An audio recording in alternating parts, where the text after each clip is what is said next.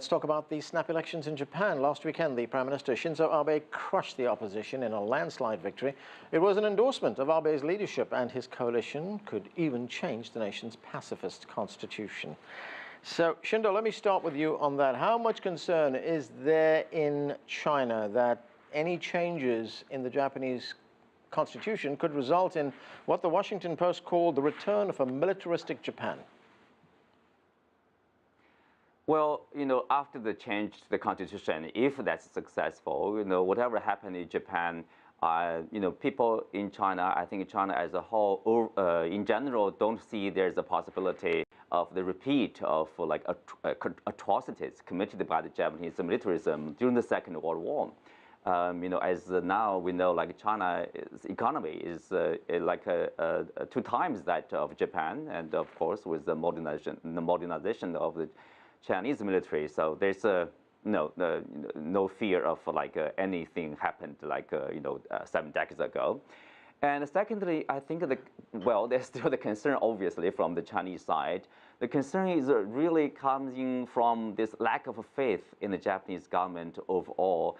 For many Japanese governments, their senior officials sometimes they would come out and say Nanjing massacre does not exist.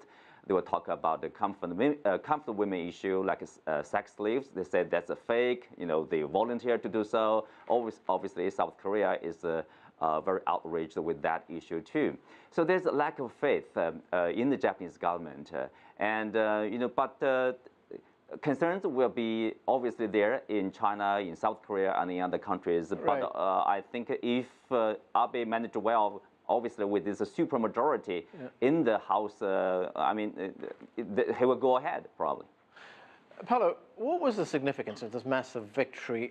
What is it that drove the Japanese people to vote in such large numbers? Well, I suspect that it is really the North Korean issue that is kind of looming large there, and the fact that quite frankly, also that the Japanese opposition was quite divided. In fact, they did extremely badly. Let's not forget, ironically, that as far back as only a few months ago in August, people were saying, oh, Abe may not last. His popularity is so low. This may plunge, if he has to resign or something, this will plunge Japan into a political crisis. Fast forward 2-3 months later, he's Mr. Big Guy. He won another, great election, etc. I'm not sure that this is a personal endorsement for Mr. Abe of his, grandiose leadership. Japan is doing okay. The economy is all right, but it's not, many of his great promises. You remember the Abenomics? Yep. Well, that didn't happen. It really didn't happen the way at least he portrayed it long ago. And here what we have is perhaps the people rallying around the traditional bastion of Japanese politics, the Liberal Democratic Party, to face this very difficult new situation, which is North Korea and nuclear weapons. And yes, there is the issue of amending the Constitution, which Abe certainly has talked about. Which is linked very closely to that, isn't absolutely. it? Yeah. So I think he has, that's probably the main driver that led him to this, to call this snap election and have the majority, essentially the supermajority reconfirmed, and now he's free from political concerns, even though his mandate as prime minister is not a sure thing. There's the Congress of the party, which may or may not reconfirm him as leader. So he may have won the election, but not everything. He's got a few hurdles to cross. John, what do you think? Was this about security? Was this about changing the Constitution? I very much see this as a national security election, and it's North Korea, I think, is the predominant security problem that Japan faces.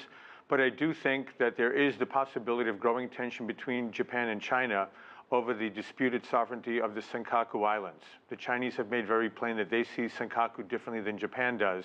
So I think it's those twin issues, North Korea obviously dominating the headlines, but I think also you're seeing politically inside of Japan the end of the era of pacifism. The idea that Japan has quote-unquote self-defense forces when it really has a very robust, muscular land, sea, and air capability.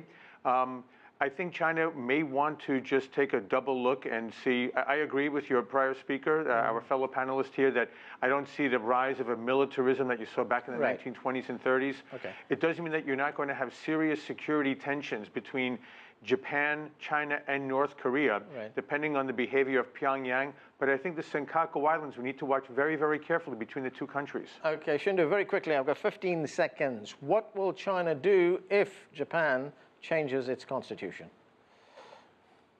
Well, I think if Japan decided to go ahead, there are actually a lot of difficulties to go through this process because you also need another referendum, national referendum. You need a simple majority to endorse that after it passed the House for the amendment.